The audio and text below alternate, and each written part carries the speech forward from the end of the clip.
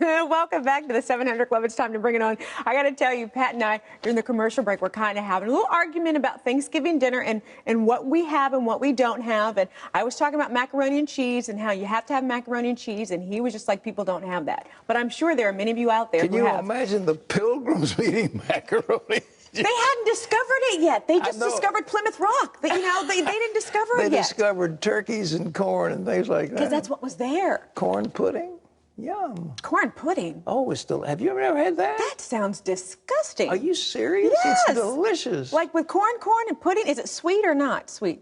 Well, sort of, but it's delicious. Corn pudding, wonderful. See, this is what needs to happen, Pat. And sweet potatoes, casserole, sweet potato with little things on top. See, you need to come over my house for Thanksgiving where the black folks eat and it's real good, and we have stuff like collard greens. Collards, I'm all for. Collard and hog gels and all that. The good stuff. The good stuff. All right, go on. It's time to bring it on. Barbara. Please. All right. Pat, when I was little, my mom always made chicken soup when we got a cold. Now I make it for my kids, and it seems to make them feel better. Is this just a myth, or is there something in chicken soup that really fights a cold? There's really something in there that fights. When you have a cold, you start getting white blood cells, and along with them, they cause mucus. And it's the mucus that causes, the coughing and sniffling and all that. So if you have chicken soup, it tends to cut down the substance, at least the substance that will control that mucus. And so it doesn't necessarily cure the cold, but it sure makes you feel a lot better. So it's not a myth. I always wondered that, because it does, but I always thought it was a soothing element of the warmth soup and the... Oh, that's good. And Grandma putting her hand on your fevered brow, that makes you feel better, That's true, too. All right. All right, Steve. Steve writes in and says, Dear Pat, my job in sales has me traveling most of the week, usually having to pick up a burger or something quick to eat. I'm concerned that eating this way most of the time is setting me up for an unhealthy lifestyle. Do you have any tips on how I can eat healthy while on the road? Well, I sure do. You can buy stuff at the health food store. You can get protein powder that mixed with water if you need be and give you some of that. You can also go to the grocery store and you can get yourself some carrots and make carrot strips and celery and things like that and carry them around for snacking. You don't have to eat junk food.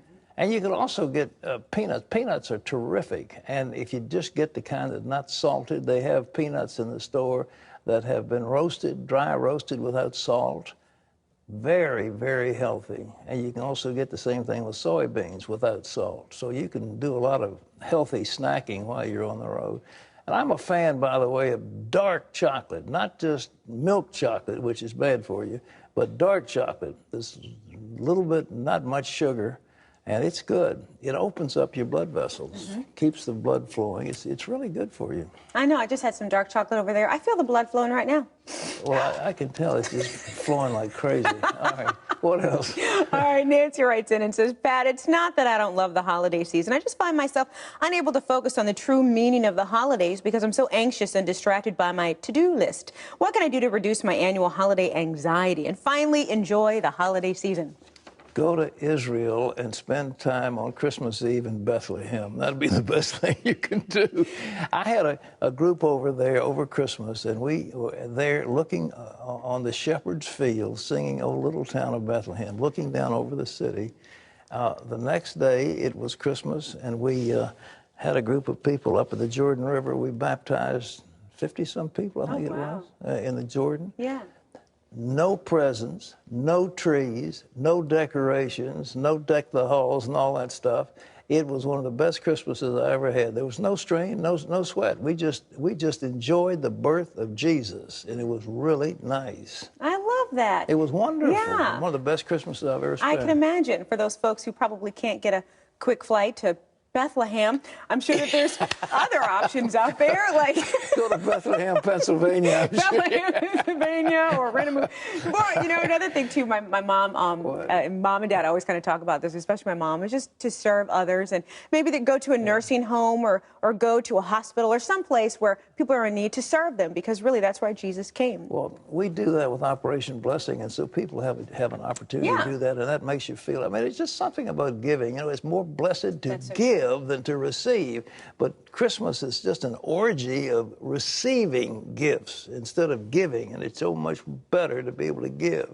All right. Absolutely. All right, okay, right. Nancy writes in and says, oh, no, I just did Nancy. Here's one from Ann. Ann writes in and says, I faithfully attend church services on a regular Bible study. My husband says that I'm wasting my time coped up indoors attending meetings when I should be outside enjoying the fresh air so I can be healthier and live longer. Is there any health benefit to attending church? Some surveys have showed very definitely that it extends life 2 or 3 years more. I believe it. But the idea you're cooped up, it's only an hour, I mean, out of all the time of a week. And so to say you're cooped up, and how many hours does that husband spend cooped up watching professional football on Sunday afternoon, you know? Yeah. With his buddies drinking beer. Exactly. But, you know, this is the thing, you know, life happens to all of us. I was just talking to my mom about this the other day, about how life happens, and we're thinking, how do people live without knowing the Lord? How do people live without the power of prayer in their lives? Just to kind of get that peace which surpasses all understanding and to cast your cares upon the Lord. I don't know. Well, that's a good word. Yeah. Very, very. But that's what happens in church. You indeed cast your cares on the Lord. You join in worship together.